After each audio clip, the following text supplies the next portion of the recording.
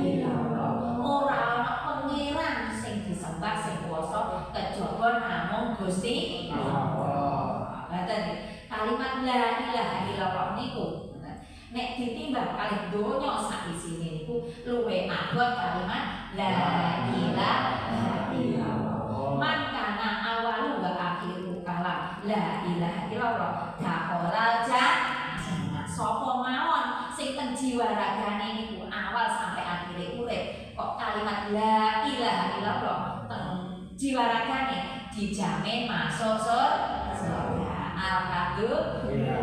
Mugi kita sedaya selalu iman wonten ati kita. Allahumma amin. Terus prinsipnya Syekh Abdul Qadir Jailani ngeten. Kapal berjalan di atas air itu biasa. Nggih Bu nggih? Bisa kapal perahu.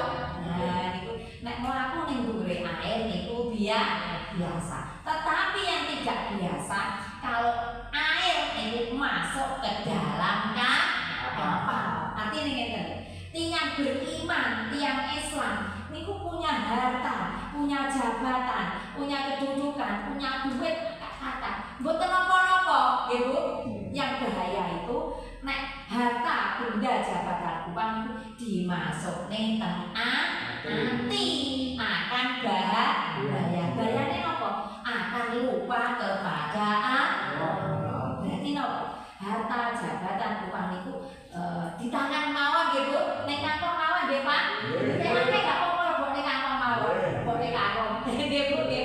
Gawe akeh gak apa-apa dilebokne sak mawon ning omah. Tapi aja dilebokne ning ati.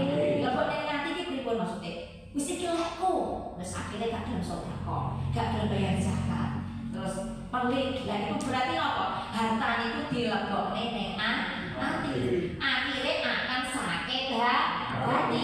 Nek duite ilang, jabatan ilang akan apa sedih, stres. Terus akhirnya isdek, nggih Pak nggih. Sebabnya apa? Rumangsa donya niku milike dhewe.